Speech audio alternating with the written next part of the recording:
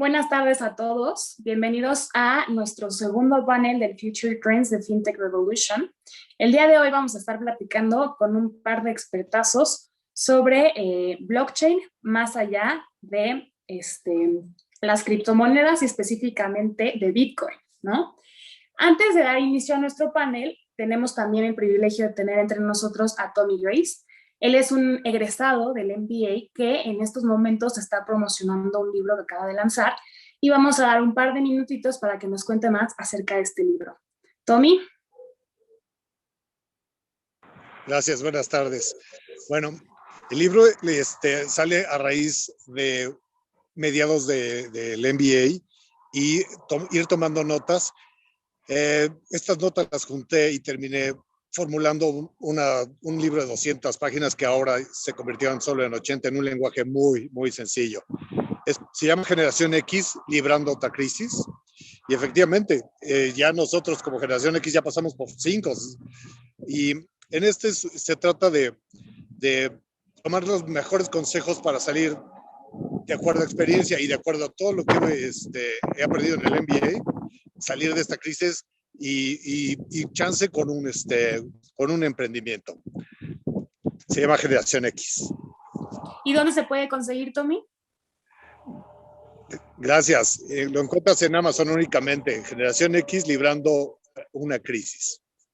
Perfecto, Tommy. De todos modos, les haremos llegar la información de este libro cuando les enviemos la grabación del panel para que quien quiera lo pueda conseguir.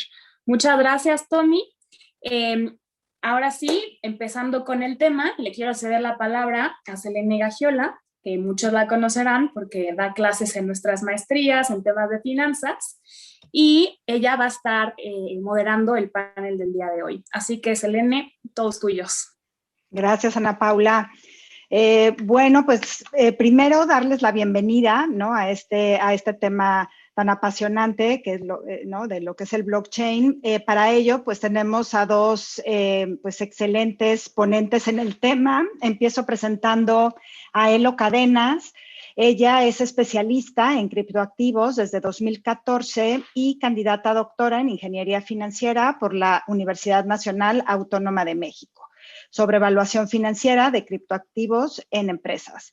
En 2018 fundó CryptoFintech, una firma consultora especializada en asesoría financiera y de negocio para empresas de criptoactivos y fintech.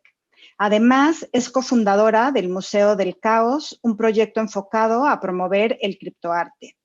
Es catedrática del Diplomado Blockchain y Criptoactivos de la UNAM. Ha impartido cursos para la Bolsa Mexicana de Valores, la Comisión Nacional Bancaria y de Valores y la Asociación de Supervisores Bancarios de las Américas.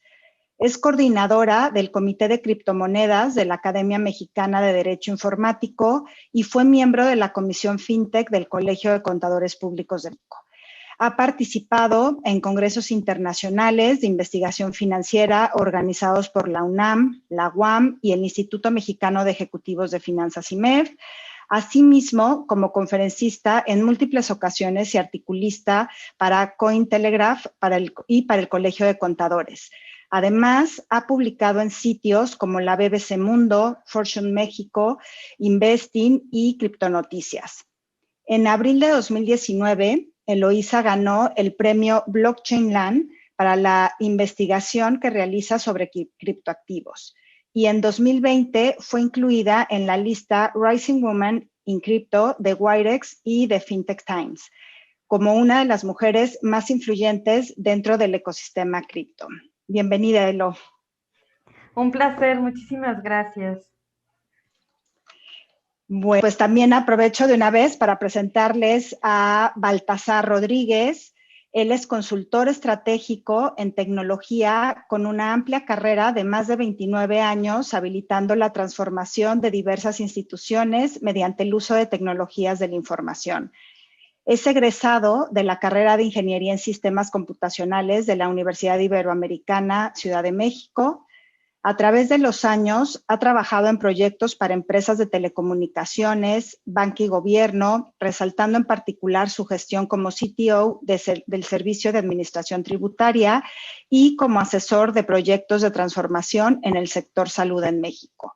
Lideró proyectos de transformación que son referencia internacional actualmente, como la firma electrónica avanzada y la factura electrónica. Actualmente, Baltasar labora en IBM como arquitecto y consultor, especializándose en la aplicación del valor transformador de nuevas tecnologías habilitadoras, tales como blockchain, inteligencia artificial, cómputo cuántico y el Internet de las cosas. Bienvenido, Baltasar.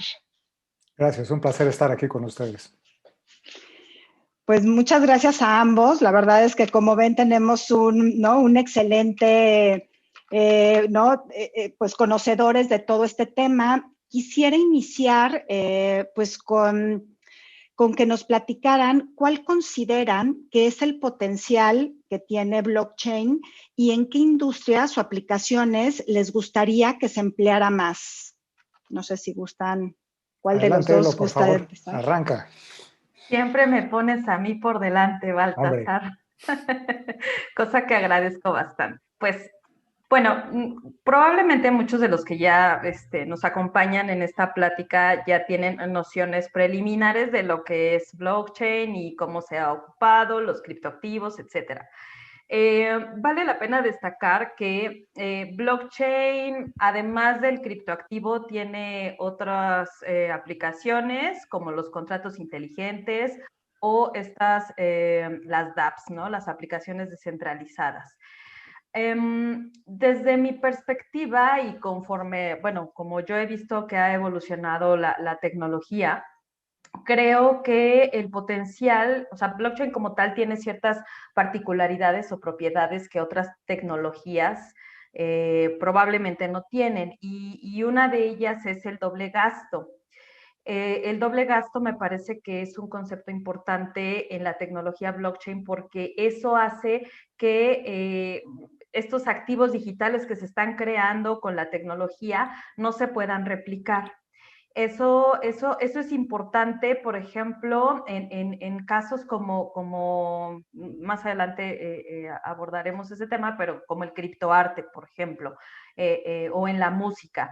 Tenemos ya tokens o digamos, aplicaciones en donde se utiliza blockchain justamente como para conservar o preservar esa parte de crear, crear copias de ese archivo, por así decirlo. Entonces, ese es uno de los principales potenciales que yo veo con la tecnología blockchain. Asimismo, me parece que la inmutabilidad en las transacciones también es destacable porque, por ejemplo, lo voy a tratar de aterrizar o de ejemplificar. Cuando un gobierno habla de transparencia, eso de una u otra forma nos llevaría o nos hace inferir que la tecnología blockchain puede ser una buena herramienta para poder hacer todas estas implementaciones y que realmente se dé esa transparencia de la que se habla, ¿no? A mí me gustaría verlo, y retomando la pregunta, me gustaría verlo en el gobierno. Creo que sería el caso de aplicación más destacado, ¿no? Por ejemplo, en licitaciones o en la administración pública para tener un conocimiento puntual de dónde van los fondos o hacia dónde van los impuestos.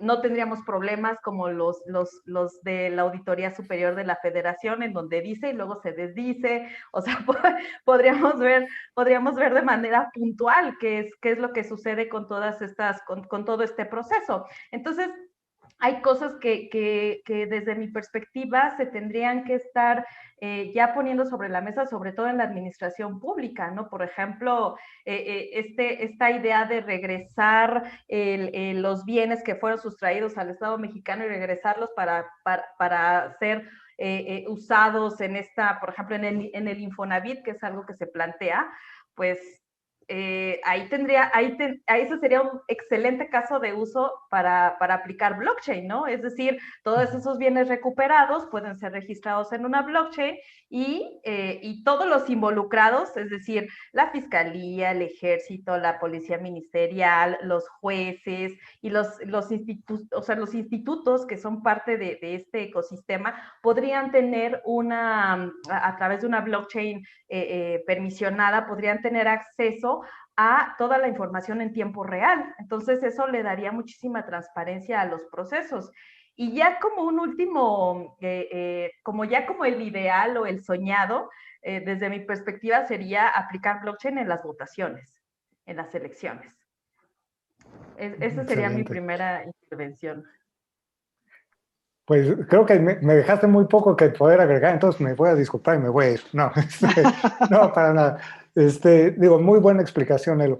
De hecho, yo lo veo muy similar, aunque con una perspectiva ligeramente distinta. Sí siento que efectivamente blockchain nos da muchos de estos elementos que ya Elo puntualizó, desde la inmutabilidad, la capacidad de diseñar aplicaciones distribuidas, el hecho de poder hacer manejo de confianza entre múltiples participantes que tienden a desconfiar entre ellos, tener temas de trazabilidad. Todos estos son valores importantes. De hecho, son tan importantes que a veces nos falta tiempo para poder explicar en todos los distintos lugares en donde podríamos llegar y aplicar blockchain. Y al mismo tiempo, también una frase que siempre me gusta llegar a utilizar en estas conversaciones es también ser muy cuidadoso, porque desgraciadamente mucha gente se enamora muy rápido de la idea de blockchain y lo piensa utilizar en todos lados, hasta donde no tiene sentido. Entonces, blockchain es una excelente herramienta, pero no es la panacea, no es un tema milagroso que vaya a arreglarlo todo. Va a arreglar muchísimas cosas, eso es un hecho. ¿Por qué siento que es tan relevante el día de hoy el tema de blockchain? Veamos cómo los negocios han venido evolucionando de manera radical. Pasamos de una economía que era enteramente centralizada, basado en la concentración de capital, en grandes actores que juntaban grandes cantidades de dinero, y de repente ahora la economía se está migrando a un modelo en donde la concentración de capital ya no es tan importante como es la concentración o la habilidad de poder interconectar a distintos participantes dentro de una economía. De hecho, el día de hoy nos estamos migrando hacia la economía de plataformas, y blockchain es per se la herramienta ideal para el armado de estas plataformas, porque permite establecer mecanismos en donde puedas hacer intercambio de valor entre múltiples participantes sin que la desconfianza que existe entre ellos sea un impedimento mayor, y que con esto podamos llegar y utilizarlo para eliminar la fricción en las cadenas de generación de valor. Entonces, si el día de hoy tú estás pensando en un buen lugar para llegar y poner blockchain, fíjate en aquellos lugares en donde hay una gran cantidad de participantes, en donde esos participantes desconfían el uno del otro, y donde esa desconfianza el día de hoy se ha manifestado como una gran cantidad de fricción, que normalmente se expresa a manera de costos, tiempos lentos y una gran cantidad de documentación yendo y viniendo de un lado para otro. Entonces son esos casos de uso en donde podrías llegar y aplicar blockchain para efectos de generar un cambio radical. Si te das cuenta, esto es mucho lo mismo que estaba comentando Elo. Por ejemplo, los ejercicios gubernamentales son estos, son ejercicios en donde hay múltiples participantes que desconfían el uno del otro y tienen que generar gran cantidad de fricción para efectos de hacerlo. Nuestras cadenas de valor, nuestras cadenas por ejemplo, de logística, de importaciones, de exportaciones, son exactamente casos de esto. Y es por eso mismo que decimos que blockchain, a la hora de eliminar la necesidad de intermediarios que no agregan valor, y a la hora de eliminar muchos de esos candados que generaban fricción entre nosotros, van a facilitar la integración de valor en el futuro. Y entonces ahí es en donde creo que coincidimos, estamos emocionados por la manera en la que esta tecnología puede cambiar muchísimo la manera de hacer negocios en el presente y el futuro cercano. Muchas gracias, Baltasar y Elo. A ver, todavía continuamos con aquí algunas preguntas, pero invito a los participantes a que si tienen algunas pueden aprovechar aquí, ¿no?, la sesión para irnos haciendo. Mientras, quisiera que nos platicaran cuál es la aplicación de blockchain más disruptiva que ustedes conocen. Híjole. Es que yo creo que ahí tendremos que iniciar desde qué queríamos llamar disrupción, porque creo que realmente es difícil centrarse sobre una sola, hay una infinidad. Digo, empezando desde el primer caso de uso que es bastante disruptivo, que es el de Bitcoin. O sea, la idea de poder hacer dinero, poder hacer una moneda de compañero a compañero sin la necesidad de intermediarios, eso es terriblemente disruptivo.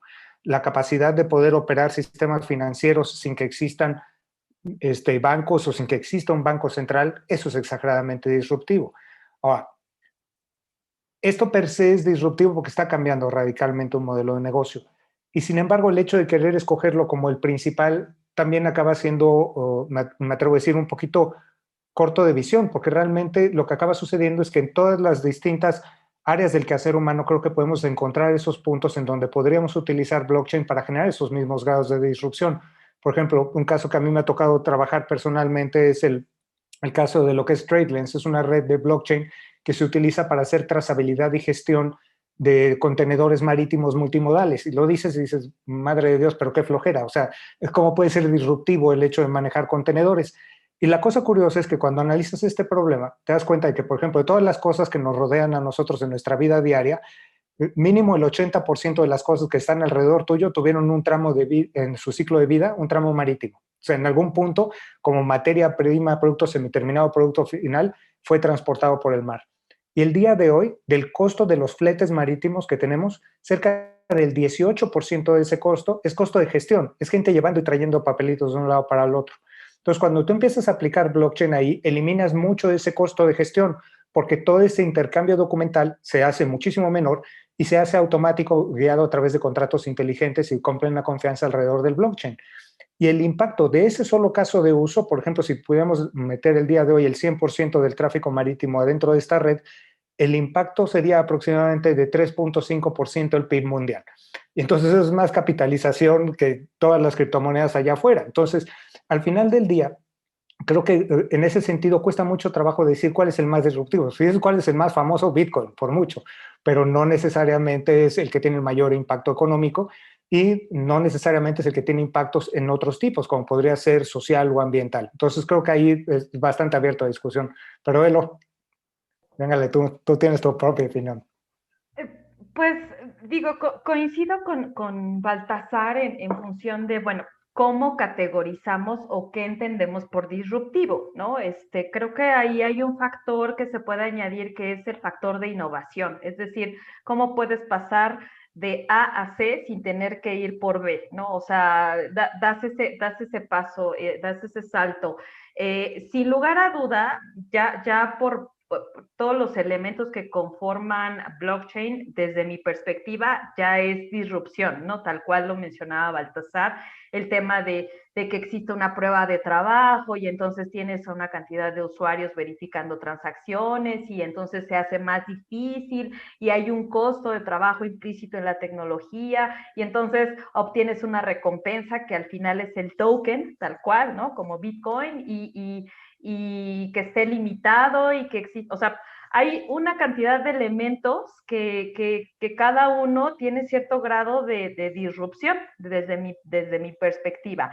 Pero digamos, ya en los casos, en las aplicaciones, en los casos de uso de blockchain, considero que sin lugar a duda uno de los más importantes es precisamente este nuevo ecosistema de finanzas descentralizadas, el poder hacer una transferencia de valor sin tener que contar tener que contar con un tercero de confianza que valide esa transacción o esa transferencia, me parece algo maravilloso, ¿no? O sea, ahorita tenemos una tendencia muy importante con los non-fungible tokens o los tokens no fungibles, los NFTs, que vemos como blockchain ahora está migrando hacia la parte del arte, la parte del arte y la música, ¿no? O sea, es decir, crear todos estos elementos en donde a lo mejor antes veíamos las piezas digitales, solamente los videojuegos, ahora ya vemos todo un mercado, el mercado del arte, la música, incluso el fútbol, ¿no? Me parece algo interesante, ya vamos a tener próximamente un Panini, pero con non-fungible, o sea, con los NFTs, ya no van a ser las estampitas, así va a ser, entonces creo que esta disrupción desde mi perspectiva se da en el hecho de saber que si yo recibo tal vez la pieza de algún artista, de Beeple o X, yo sé que viene del artista, ¿no?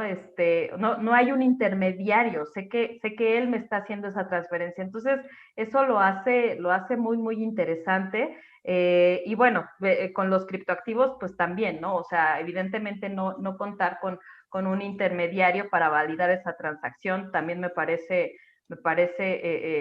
disruptivo, incluso poder hacer transferencias a nivel internacional con tokens, ¿no? Por ejemplo. Claro, sí, de acuerdo.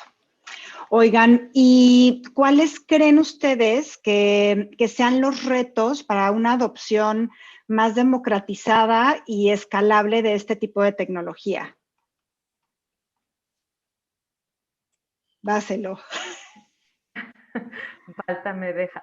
Pues eh, creo que es muy importante tener en consideración, o sea, lo que me gustaría comentar, el primer punto es que la generalización no es algo que tenga que darse.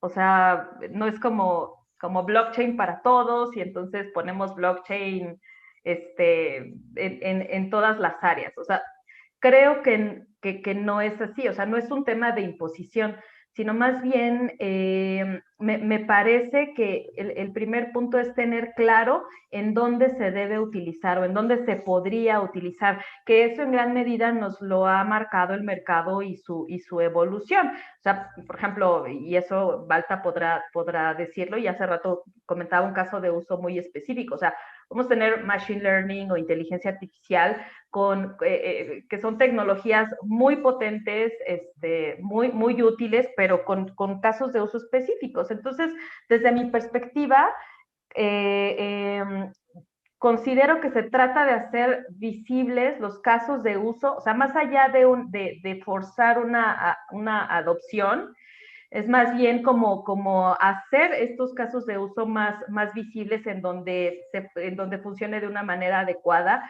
y sobre todo crear proyectos. O sea, eso me parece que es más allá de pensar en una adopción generalizada. Sí, de acuerdo. De hecho, creo que ahí la única cosa que agregaría, por ejemplo, para buscar, digo, efectivamente blockchain no es una herramienta que cabe en todos lados. Hay muchísimos lugares en donde sí puede llegar y tener un impacto. Ahora, para poder hacerlo, yo creo que aquí sobre todo lo que tenemos que considerar es que cuando hablamos del blockchain estamos hablando de un genérico. O sea, blockchain es un concepto particularmente grande y ese concepto ha venido aterrizando en distintas variedades y esas distintas variedades a su vez han caído en una gran cantidad de herramientas. Entonces, intentando de hecho contestar un par de las preguntas que veo aquí, por ejemplo, alrededor de distintos tipos de herramienta que hay allá afuera, realmente, el día de hoy se han generado muchas herramientas para generar distintos tipos de blockchain, distintos tipos de algoritmos de consenso para efectos de ejecutar el blockchain. Y esta variedad no está intentando hacer que uno sea superior a otro. No es tanto un tema de competencias entre estas distintas tecnologías, sino que lo que está sucediendo es que poco a poco la tecnología, este concepto que nace dentro del paper de Bitcoin, empieza a evolucionar, sobre todo para desarrollar nuevas herramientas cada vez más especializadas para atender tipos distintos de problemas. Entonces, por ejemplo, si quieres resolver un problema estilo monedas, entonces seguramente vas a tener que voltearte a ver algo como Bitcoin o como Ethereum y seguramente vas a acabar desarrollando algo por ahí utilizando algoritmos de consenso como podría ser Proof of Work y vas a tener una serie de bondades en esa herramienta para atacar ese caso de uso y vas a tener que pagar algunos costos alrededor de hacerlo, como es el costo energético, que tiene un costo energético enorme. Sin embargo, cuando lo que estás intentando resolver es un problema de orden distinto, que no tiene que ver, por ejemplo, con monedas, sino con hacer más flexible la gestión, por ejemplo, en un trámite burocrático, entonces ahí te vas a topar que hay otras herramientas, como sería, por ejemplo, el caso de Hyperledger o de Avalanche, que te permite llegar y diseñar herramientas específicas para esto y que pueden ser incluso mucho más ágiles y muchísimo más económicas de poder correr para ese tipo de problema en particular. Entonces, la ruta hacia la masificación de esta tecnología empieza sobre todo por eliminar lo que yo considero que es uno de los grandes vicios del ecosistema, que es la generación de tribalismo, algo que desgraciadamente te toca ver mucho en los foros de discusión alrededor del tema de blockchain, es que te vas a topar desde el que dice que solamente Bitcoin es blockchain y nada más extra es blockchain, o el que te dice que su herramienta es superior a la otra. Y yo siento que cuando alguien viene y discute alrededor del tema de la superioridad de la herramienta, está sufriendo del síndrome del ingeniero, porque al ingeniero le das un martillo y todo tiene jeta de clavo. Entonces, más bien se trata de entender el problema y dependiendo del problema, entonces saber qué tecnología es la que vas a poder utilizar. Y es ahí, sobre todo en el hecho de poder desarrollar estos conocimientos a través del ecosistema, que nos vamos a dar cuenta de que no podemos especializarnos en una herramienta. Tenemos que entender los conceptos y especializarnos en varias herramientas para entonces entender los problemas y a través de entender el problema encontrar la herramienta adecuada, o más bien el conjunto de herramientas adecuadas, a lo mejor mezclando temas como blockchain, Internet de las Cosas, o blockchain y inteligencia artificial, para efectos de resolver los distintos problemas. Entonces, ahí, sobre todo, el truco para poder masificarlo está en el hecho de darnos cuenta de que no es un producto milagro, y que como tal, lo primero que tenemos que hacer es entender el problema, y una vez que entiendes el problema, puedes saber cuáles son los problemas que lo aquejan, y ya después finalmente elegir la herramienta adecuada para efectos de hacerlo. Eso es realmente la ruta para llegar a esa masificación. Buenísimo, muy claro, Baltasar. A ver, dentro de algunas preguntas que estoy viendo por acá, ¿no? Preguntan que si habrá algún caso, ¿no? Lo pregunta, a ver si quieren pongo su nombre, Ignacio, ¿no? Por acá pregunta que si habrá algún caso que ya esté funcionando en México o en proceso de hacerlo. En México yo tengo ya varios casos, pero no sé, Elo, si tú quieras agregar antes.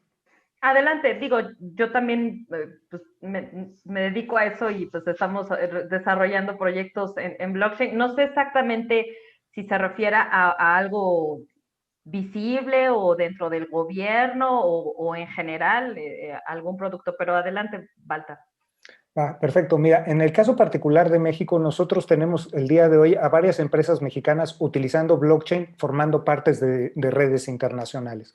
Entonces, por ejemplo, el día de hoy tengo varios productores agropecuarios en México que registran la información de sus productos agropecuarios adentro de un blockchain en particular que se llama Food Trust, y a través del hecho de hacerlo, ellos están logrando abrir su mercado abrir nuevos mercados, sobre todo hacia Estados Unidos y Europa, porque estos son mercados que demandan mayor información de trazabilidad, sobre todo alrededor de, por ejemplo, si la producción ha sido orgánica, si la producción se hace de acuerdo a Fair Trade.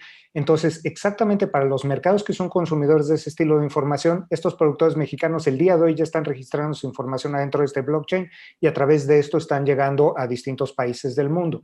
También en México tenemos instancias el día de hoy, tanto de puertos en México como de clientes en México, que están utilizando TradeLens, por ejemplo, para poder hacer la trazabilidad y la gestión de todos estos contenedores marítimos multimodales. Un caso de ejemplo que de hecho fue referencia a nivel mundial fue la primera red vinculando instituciones de seguros, fue creada en México. Entonces, a través de la Asociación Mexicana de Instituciones de Seguros, se creó una primera blockchain para efectos de intercambiar entre ellos información de pólizas de seguros, primordialmente para generar evidencia y prueba de existencia de que existe una póliza, de que una póliza no es falsa y que no ha sido alterada. Entonces, el día de hoy ya tenemos casos que incluso han elaborado por encima de la prueba de concepto, y que el día de hoy ya se encuentran en caso de uso productivo. O sea, para ellos ya el blockchain es pan de todos los días, para efecto práctico. Adelante, Elo. Sí, y para complementar, en los proyectos tal cual en los que yo he estado involucrada, se basan más en criptoactivos, o sea, security tokens, utility tokens, ¿no? El desarrollo y creación de criptoactivos para diferentes usos. El tema de las remesas también, muchas empresas ven un área de oportunidad importante utilizando la tecnología blockchain para poder hacer esas transferencias. Y bueno, otro de los proyectos que es el que más me tiene entusiasmada en este momento, que es el de los NFTs, el Non-Fungible Token, que es crear justamente crear un token para poder digitalizar obras o piezas de arte, ¿no? Pero sí, o sea, en México tenemos ya diversos proyectos que están marchando, ¿no? Ya están desarrollados. Sí. Fíjate, sobre eso hay varias preguntas por ahí, ¿no? O sea, preguntan que, pues que si pueden explicar un poco más qué son esos NFT, dónde pueden invertir, qué plataforma podrían utilizar, ¿no? Hay varias sobre ellos, ¿no? Sobre ese mismo punto, que pues además de las obras de arte, ¿qué industria tiene el mayor potencial para apoyar, para adoptar este tipo de proyectos? Entonces, bueno, no sé si quieran ahondar al respecto. Pues, adelante, Elo. Tú eres sector financiero. Digo, creo que los modelos de negocio con tokens son muy interesantes. Específicamente, ahorita tenemos el nuevo hype. El año pasado, en 2020, tuvimos esta ola DeFi, en donde se creaba un token y entonces se daban rendimientos impresionantes y estos esquemas de tomar o pedir dinero prestado y entonces a través de una plataforma descentralizada y todo gestionado a través de un contrato inteligente. O sea, son esas como las aplicaciones más comunes en finanzas descentralizadas, en DeFi, que fue, digamos, como todo el boom de 2020, ¿no? De la segunda mitad de 2020. Ahora tenemos el nuevo hype, que son los NFTs. El NFT proviene de Non-Fungible Token no fungible. Dentro del ecosistema cripto, blockchain, los NFTs, voy a tratar de hacerlo lo más sencillo posible, es con un criptoactivo como Bitcoin o como Ether, por ejemplo, u otro, nosotros podemos, o sea, no necesariamente yo le voy a enviar a Baltasar un Bitcoin, puedo comprar una fracción de Bitcoin y transferirla. Con un token no fungible justo es eso, o sea, yo tengo la pieza y ya, no la puedo dividir. Entonces, cuando yo tengo un token que está representando, por ejemplo, una imagen digitalizada, yo voy a transferir ese token y es justamente la transferencia de ese archivo. ¿Cuál es? Es como si yo por WhatsApp le enviara a Baltasar la X foto, pero la diferencia de hacerlo en blockchain es que nuevamente eso proviene de mi billetera, de mi wallet, ese token no fungible proviene de mi wallet y entonces se le va a transferir a Baltasar y otra de las características es que yo no quedo con una copia de eso, ni puedo hacer una copia de eso. Se transfiere totalmente la propiedad y además lo podemos verificar, en todo caso, si está desarrollado en la blockchain de Ethereum, lo podemos verificar en la blockchain de Ethereum. Entonces, es muy interesante en términos del modelo de negocio, porque incluso las casas en donde se subastan estas piezas, pues están entrando porque se dan cuenta de cómo es posible llevar toda la trazabilidad de las piezas, ¿no? Entonces es un mercado, me parece que en esta ocasión sí blockchain tiene mucho sentido porque resuelve varios problemas, ¿no? Resuelve la falsificación de la pieza, nos da autenticidad y nos permite ver toda la trazabilidad, es decir, si nosotros comenzamos a hacer la transferencia de un NFT, entonces nosotros podemos saber a quién se envió, cuándo se mandó, cuánto nos costó, en fin, todas esas características que típicamente en el mercado del arte, en la industria del arte, pues no en todos los casos es transparente. Entonces, ¿dónde se puede comercializar un NFT? Hay varias plataformas. Una de las más destacadas es Rarible, OpenSea, Sorare también, son plataformas en donde se comercializan estos NFTs. Perfecto.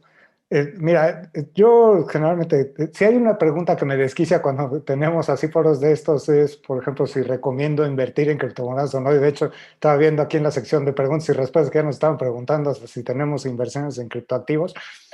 La primera que va de cajón en cualquiera de estas es un foro de discusión, entonces aquí no se le recomienda a nadie invertir para un lado o para otro, inviertan bajo su propio riesgo.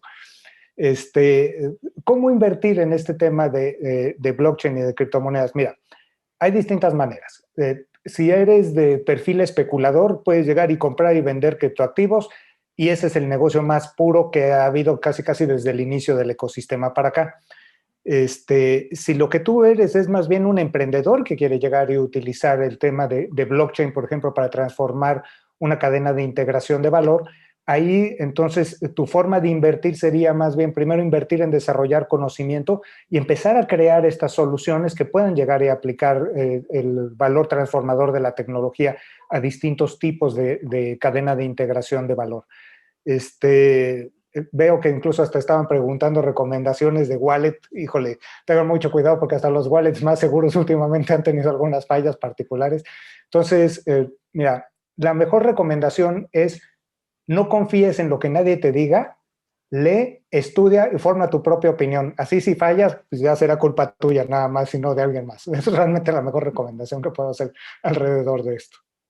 Sí, muchas gracias, Baltasar. Oigan, a ver, ya Baltasar empezó a contestar algunas de estas preguntas, pero hay varias al respecto. Entonces yo creo que sería bueno verbalizarlas sobre el consumo de energía pues, que lleva blockchain, ¿no? Si realmente es que contamina tanto, o sea, qué impacto tiene, ¿no? En el ambiente, pues este tipo de tecnología, ¿no?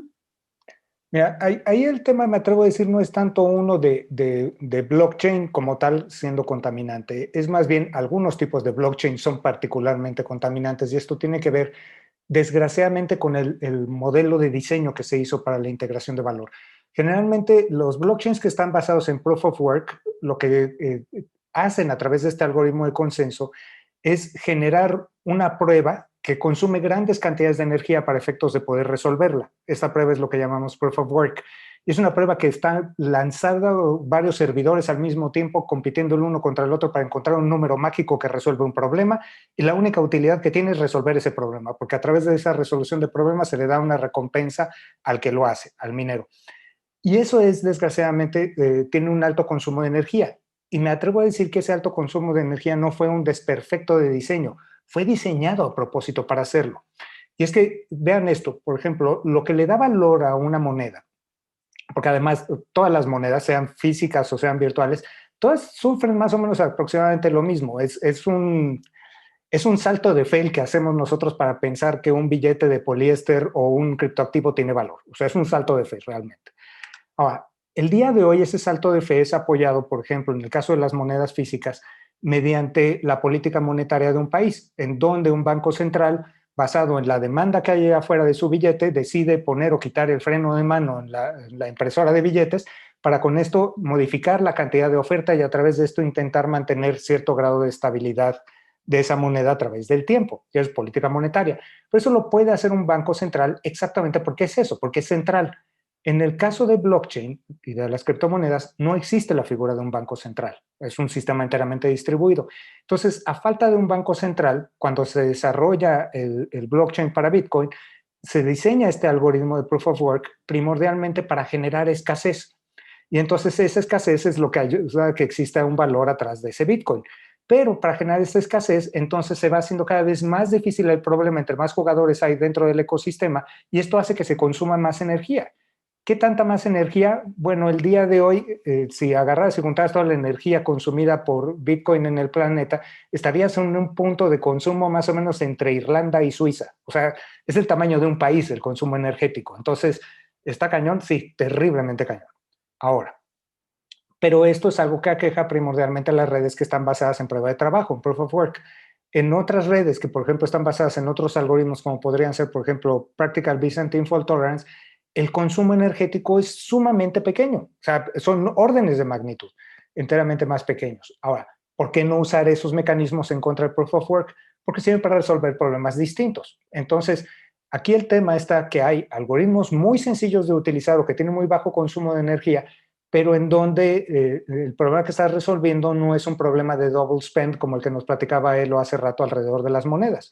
Y cuando lo que quieres resolver es un problema de double spend, como sería para los non-fungible tokens o como sería para las mismas criptomonedas, entonces forzosamente tienes que acabar haciendo proof of work. Y es ahí cuando tienes grandes consumos de energía. Entonces, parte del truco está en intentar encontrar un balance y sobre todo darte cuenta de que no porque tienes una herramienta debes de utilizar esa herramienta para resolver todos los problemas. Entonces, a lo mejor tú naciste aprendiendo, por ejemplo, a programar, ¿qué te digo?, contratos inteligentes adentro de Ethereum usando Solidity, pues a lo mejor Solidity es muy bueno para algunos tipos de problemas, pero no para todos los demás tipos de problemas. Entonces, lo que tienes que buscar es un mecanismo en donde balancee el costo, el consumo energético y que con esto encuentres la herramienta adecuada para el problema adecuado y lo podamos hacer muchísimo más eficiente, porque algo que sí es muy cierto es que no nos podemos dar el lujo de quemar estas cantidades de energía nada más a lo menso el día de hoy. A mí me gustaría complementar y de ser posible, me gustaría nada más compartir brevemente esta imagen que hace el comparativo de lo que se consume en energía, o sea, lo que consume, por ejemplo, la minería de Bitcoin, en contraste con la parte del oro y del sistema, bueno, del sistema bancario, ¿no? Entonces, esto está en en miles de millones de dólares y creo que nos da una perspectiva más o menos o como para poderlo contrastar, ¿no? En cuanto a la energía, bueno, pues ya muchos están utilizando energía sustentable, ¿no? De hecho, esta imagen que les mostré es del año pasado, lo hizo ARK Investment, y bueno, pues, o sea, sí consume, y de hecho, como bien mencionaba Balta, pues está hecho así a propósito para hacerlo más complicado. Pero bueno, también es muy importante ponerlo en perspectiva, ¿no? O sea, qué tanto se puede comparar con otros sistemas. Y algo también creo que es destacar, vale la pena destacar, en estas blockchain, por ejemplo, como la blockchain de Ethereum, hay factores todavía más trascendentes, por ejemplo, el costo de las transacciones.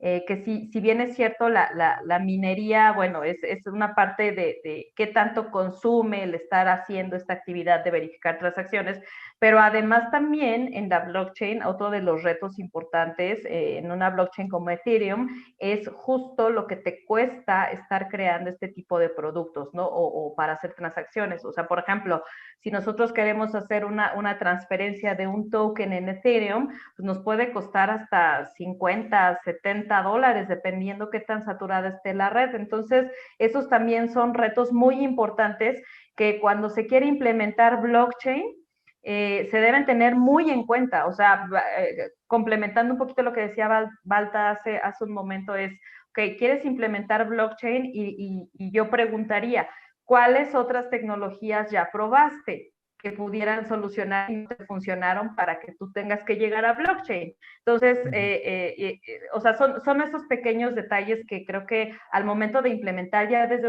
como perspectiva de negocio se tiene que analizar, ¿no? O sea, si nosotros queremos utilizar una blockchain como Ethereum para crear un sistema de remesas, pues a lo mejor no nos conviene tanto porque vamos a estar pagando por transacción 50 dólares, entonces no tiene ningún sentido. Son como algunos puntos importantes en la blockchain. Claro, sí. Oigan, también están preguntando, y bueno, y es una de las grandes características de esta tecnología, pero bueno, nos preguntan qué es lo que hace tan seguro blockchain, ¿no? Si pudieran explicar un poco más al respecto. Excelente. Pues, de hecho, lo que hace segura la blockchain, son varias cosas las que lo hacen seguro, pero el origen de la seguridad del blockchain, de hecho, tiene que ver con uno de mis temas favoritos, que es la criptografía. Por eso les llamamos criptoactivos, criptomonedas.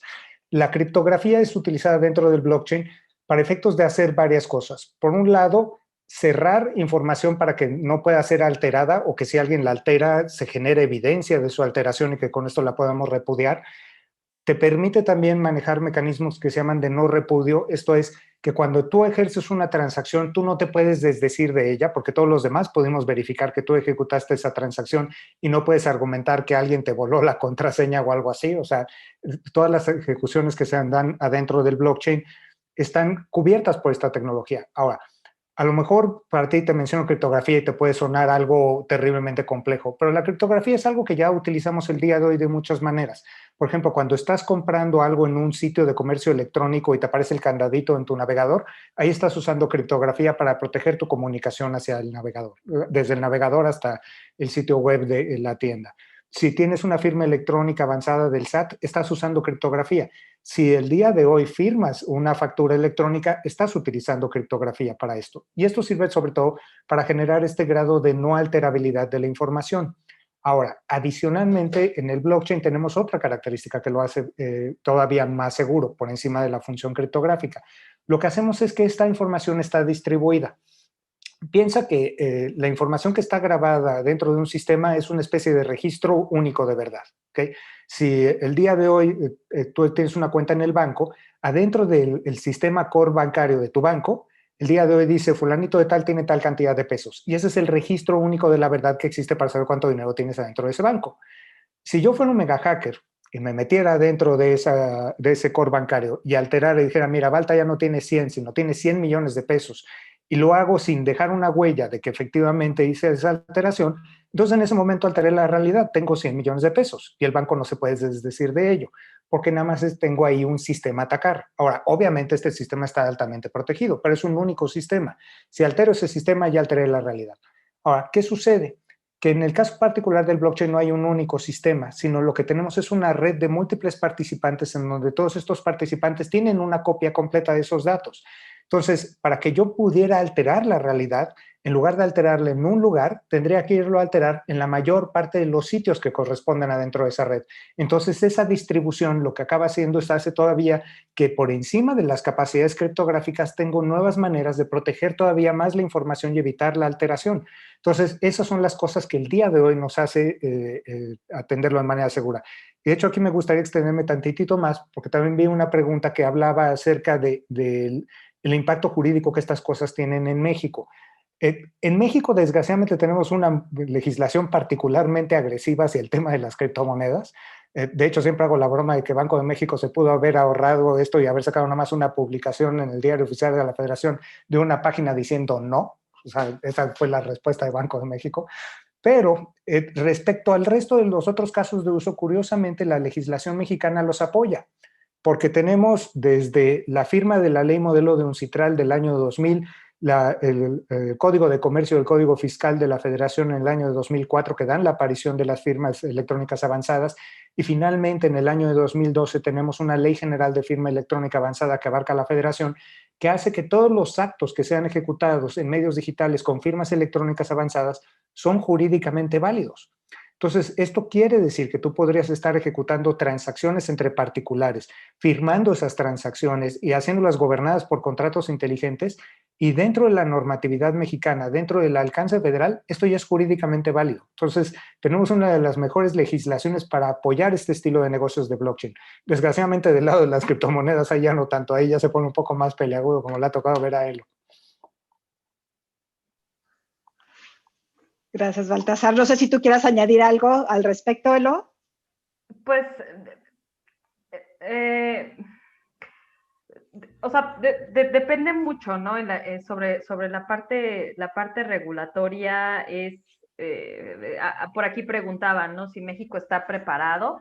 Tecnológicamente, probablemente, o sea, hay muchos avances y hay proyectos, ideas e incluso ya hay cursos, etcétera, para profesionalizar. En términos regulatorios, yo diría que no. Por las limitantes. O sea, una de las preguntas que me hacía hace algunas semanas es, bueno, si en Estados Unidos ya autorizaron a bancos para que puedan hacer custodia de criptoactivos, ¿cómo lo van a hacer acá en México cuando tienes una ley que te restringe, ¿no? Entonces,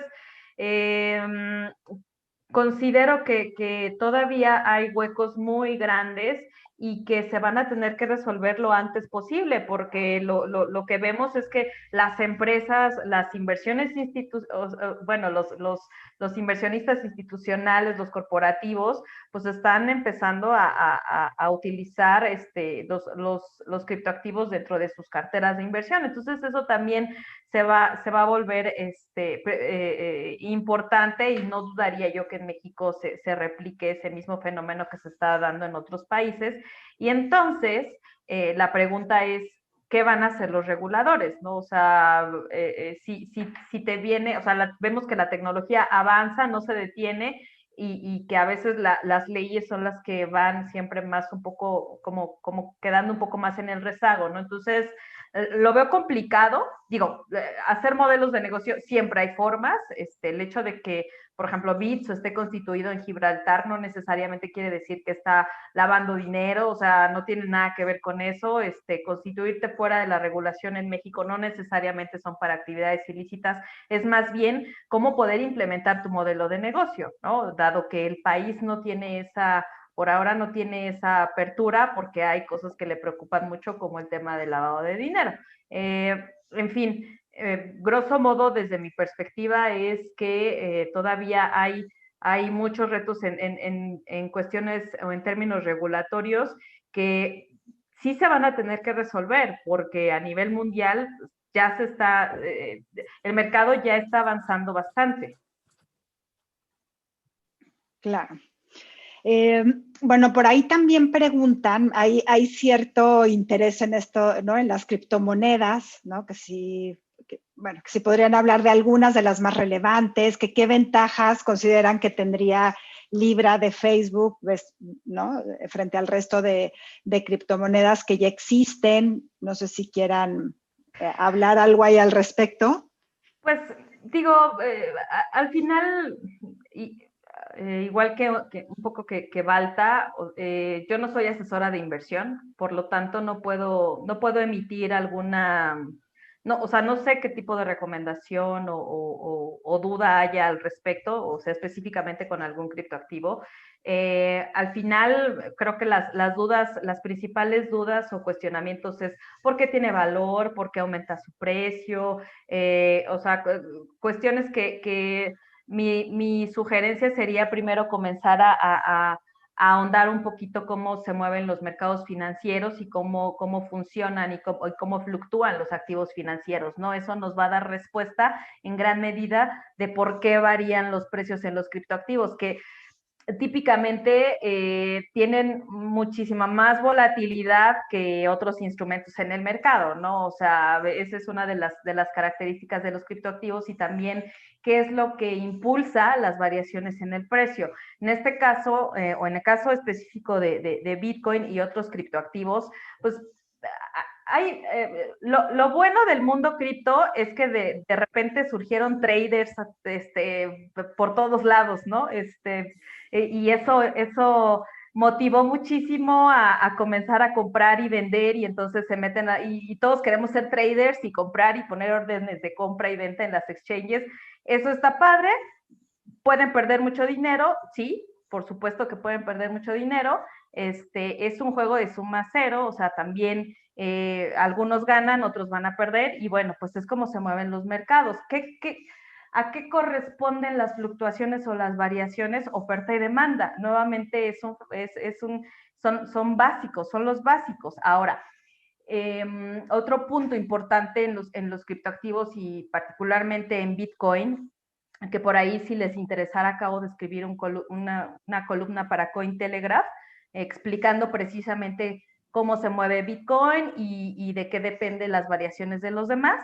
Pero lo que me gustaría comentar es que hay análisis en los precios de los criptoactivos, hay dos tipos, y en general en las finanzas hay dos tipos de análisis, ¿no? El análisis técnico y el fundamental.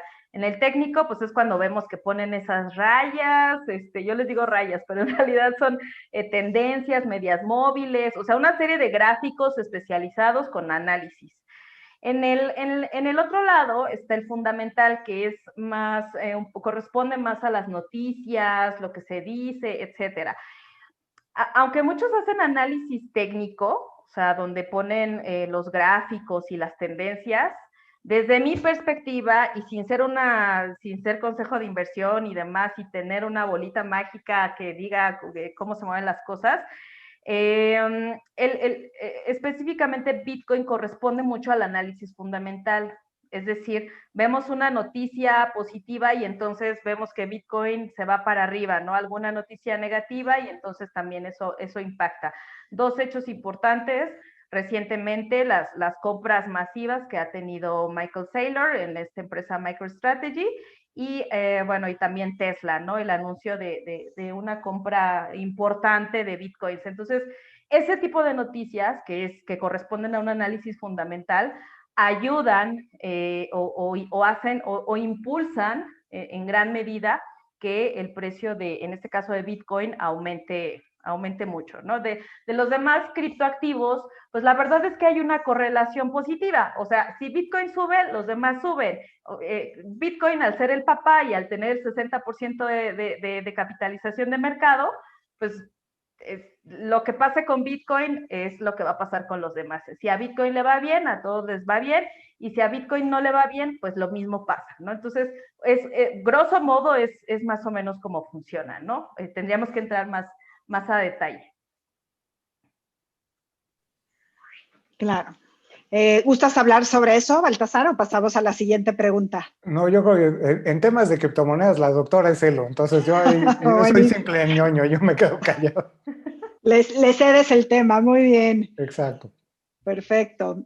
Oigan, a ver, también por acá están preguntando, bueno, por ahí te escribieron, Elo, que dónde pueden leer más sobre lo que estabas ahorita comentando, ¿no? Ahorita Entonces, pongo el enlace del artículo. perfecto. Preguntan que cuáles son las principales tecnologías de blockchain que creen que van a quedarse y cuáles no. Híjole, mira, hay mucha variedad y obviamente ninguno de nosotros tiene una bolita mágica, pero ¿cuáles son realmente las que yo veo como las que tienen la mayor tendencia de crecimiento el día de hoy? Por el lado de lo que es manejo de criptomonedas, definitivamente las dos que se llevan todo, para efecto práctico, acaban siendo directamente Bitcoin y Ethereum. Son las dos que realmente gobiernan el mercado y siendo realmente Bitcoin el gorila más grande dentro de ese mercado. Alrededor del resto de lo que no tiene que ver con transacciones de criptomonedas, ahí me atrevo a decir, hay varias ofertas, pero al momento me atrevo a decir que las dos que más tienden a liderar es toda la familia de Hyperledger y Corda. Estas dos son las que más se han utilizado. Recientemente vimos la aparición de una nueva tecnología que se llama Avalanche. Creo que Avalanche también tiene buen futuro para poder hacer esto. ¿Y cuáles son las características que tienen estas tres familias o estos tres tipos de herramienta que me llaman muchísimo la atención? Uno, que están primordialmente diseñadas para poder tener modelos de operación de alta transaccionalidad y bajo costo energético para hacerlo, cosa que es relevante para los negocios que quieren utilizar esto para efectos de transformar sus modelos. La segunda es que tienen lenguajes de programación de uso general. Uno de los grandes desperfectos que le veo yo a Ethereum es que digo, con todo que no es difícil aprender a programar en Solidity, Solidity es un lenguaje de programación que muy pocas gentes conocen, entonces no es sencillo conseguir programadores de Solidity y esto hace que el costo de desarrollo sea muy alto. Mientras que en las nuevas herramientas lo que vemos es que puedes utilizar lenguajes de programación más comunes como podría ser Java, JavaScript, Python, Go, y esto lo está haciendo, me atrevo a decir, muchísimo más atractivo para las áreas de negocio. Ahora, ¿qué va a suceder? Que en realidad lo que tenemos ahí es una competencia, me atrevo a decir, por los blockchains de monedas por un lado, y esas tienen que ver no tanto con su tecnología, sino con su modelo de negocio y su oferta de moneda. Y del otro lado, sí tenemos una competencia más tecnológica que tiene que ver con diseñar los tipos de herramientas requeridos para efectos de poder resolver problemas de negocio. Entonces, ahí cuáles son las características, primordialmente aquellos que acaben siendo herramientas económicas de fácil utilización para poder desarrollar rápido, que tengan un poco impacto energético y que tengan escalabilidad alta. Si cumplen esas características, seguramente van a estar dando batalla en los próximos años. Muchas gracias, Baltasar. Bueno, pues no sé si quieras hablar un poco más de eso, Elo. Creo que ¿no? Baltasar tocó bastante sobre el tema. A ver, hay ¿no? otra pregunta por aquí que ponen, que qué similitudes, y con esa ya cerraríamos, ¿sale? Por el tiempo, que qué similitudes y diferencias existen entre inversiones de esta naturaleza y estructuras piramidales Ponzi, y son ambos de suma cero. Bueno, es que es difícil. De hecho, en el artículo que acabo de poner aquí en el panel, abordo cómo identificar estas estafas. Que cuando Bitcoin y los cripto están de buen humor, es decir, que hacen ganar mucho a los usuarios, a quienes pusieron dinero, pues también con eso vienen las estafas, ¿no? O sea, lo que nos vamos a encontrar es que va a llegar alguien y nos va a decir, invierte en minería en la nube o invierte en el token XYZ, porque pues así como sube Bitcoin, van a subir los demás. Insisto, mi primera recomendación es que no pongamos el dinero en algo que no conocemos. O sea, de por sí comprender Bitcoin y entender cómo funciona y cómo fluctúa, bueno, ya implica un reto, la tecnología, etcétera, una serie de variables que pues hay que romper con ese paradigma que tenemos. Pero si a eso agregamos la cantidad de los más de 8,500 criptoactivos registrados en el CoinMarketCap, lo hace todavía más complejo. Entonces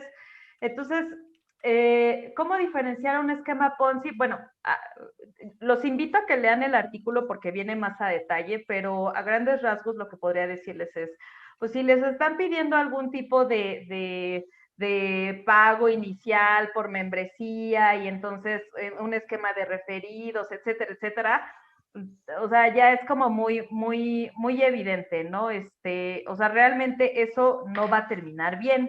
Ahora, ¿cómo funcionan estos esquemas? Te dicen, oye, invierte en mi plataforma porque tenemos un robot, y ahí Baltasar podría decirnos si eso pasa o no pasa. Tenemos un robot que solito te va a generar los rendimientos. Bueno, pues si eso fuera, pues ya para qué queremos a traders si queremos a personas en las mesas de negociación que estén operando, pues que lo hagan los robots. Entonces, o sea, no, realmente, ¿qué es lo que sucede? Que si nosotros ponemos el dinero ahorita, los que, digamos, pasa el primer mes y los nuevos que entran, pues de esos nuevos que entraron y pusieron su dinero, a nosotros nos están pagando el supuesto rendimiento, que es un rendimiento ficticio, o sea, no existe. Nada más nos están pagando con lo que pusieron las nuevas personas. Y es una cadenita que se va dando, es ese esquema que se va estructurando, que cuando ya no es sostenible, pues revienta y de repente desaparece la página, ya nadie nos contesta y ya no sabemos absolutamente de la persona, y que si yo estoy en México y los directores o los fundadores están en España, pues a lo mejor los 50,000, 100,000 pesos que puse, pues no me va a animar mucho tomar un avión e irme a España a demandarlos.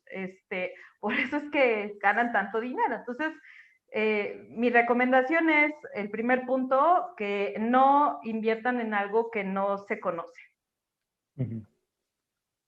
Totalmente de acuerdo. Perfecto.